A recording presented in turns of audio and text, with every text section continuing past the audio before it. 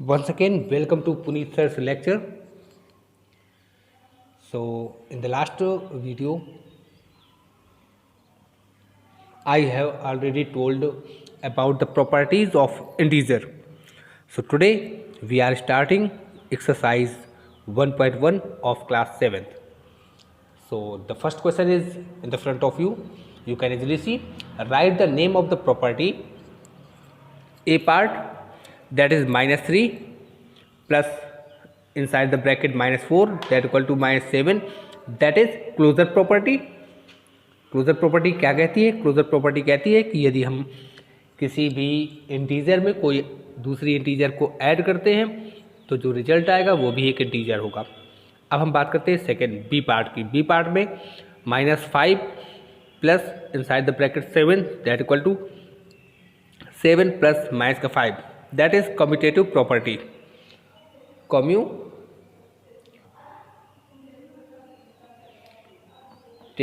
Property. Okay, now अब बात करते हैं सी पार्ट की. -2 plus bracket -3 plus 4 that equal to -2 plus inside the bracket -3 plus 4, that is associative property.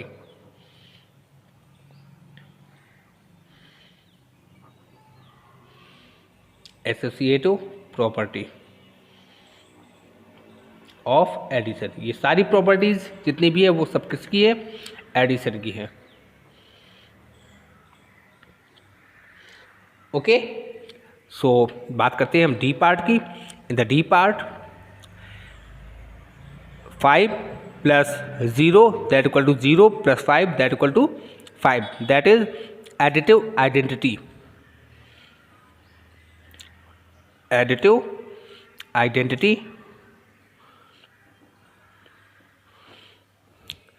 Now we are moving to the part number E of question first. 6 plus inside the bracket -6 that equal to 0, that is additive inverse.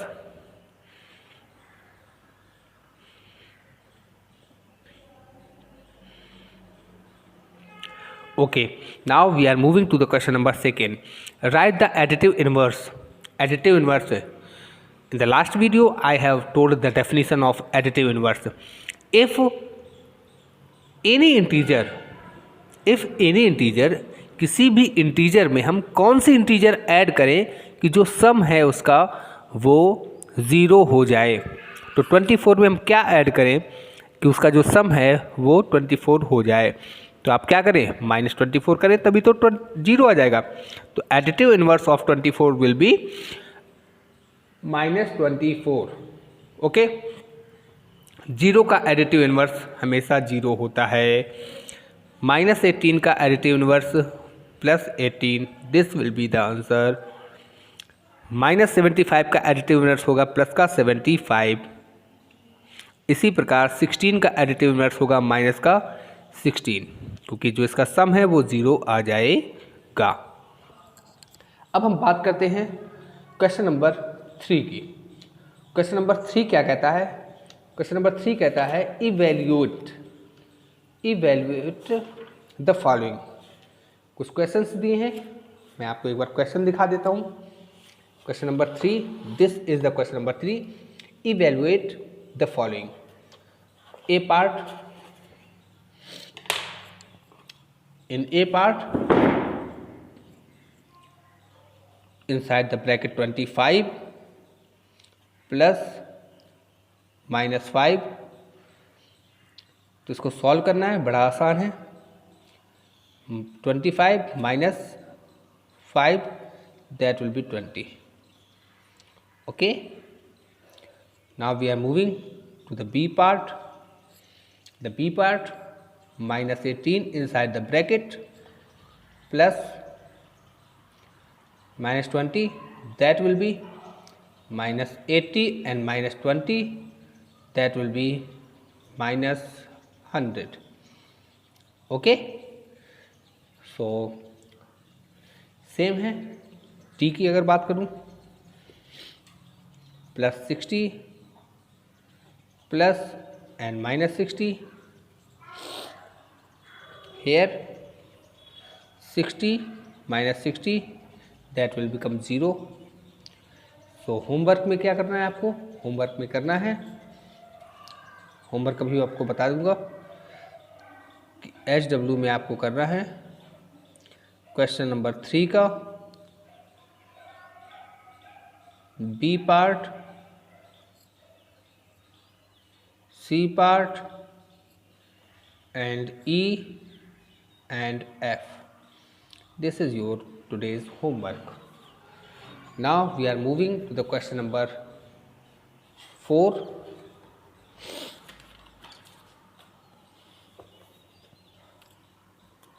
Question number 4 की बात करते हैं हम।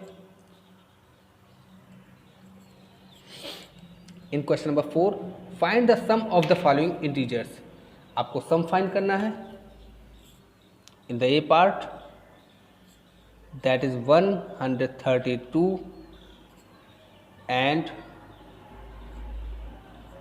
-502. It is very easiest question.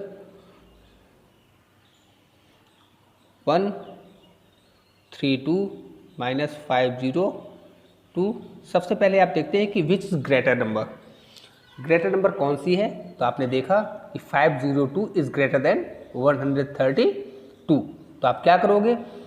यहाँ से 502 बड़ी है तो आप 502 में सब्ट्रैक्ट कर दोगे किसका? 132 को, और साइन आएगा वो माइनस का आएगा।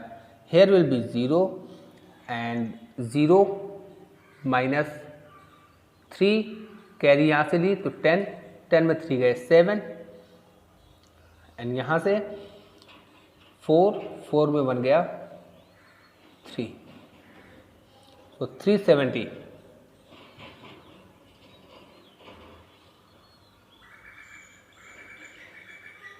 will be your answer. Homework same as करने हैं आपको B, C, D and E also. Okay. Now we are moving to the question number 5. Fill in the blanks.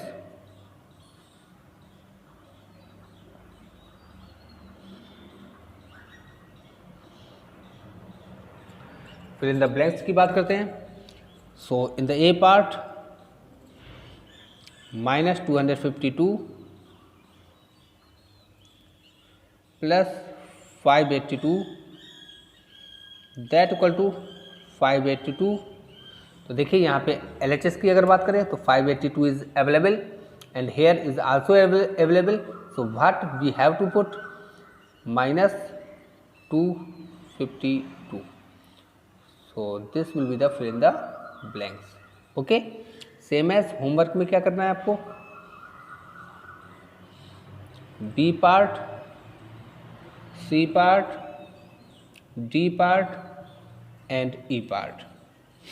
Okay, now we are moving to the question number 6. The sum of two integers is -19. Sum of two integers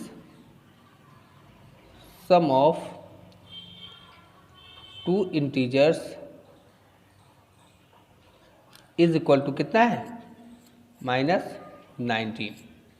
If one of them is 60, one of them कितनी है? One of them is equal to 60. तो let, मान लिया हमने, let another integer is equal to p.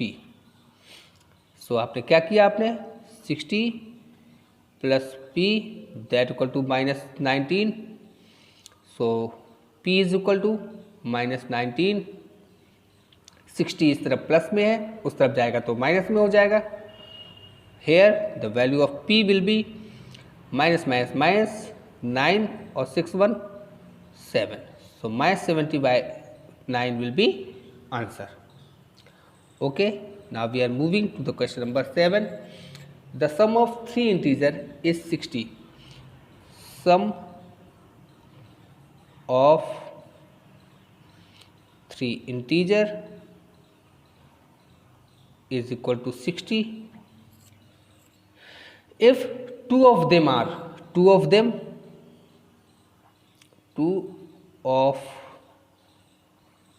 them is equal to -17 and -20. So find the third integer find करनी है, तो let third integer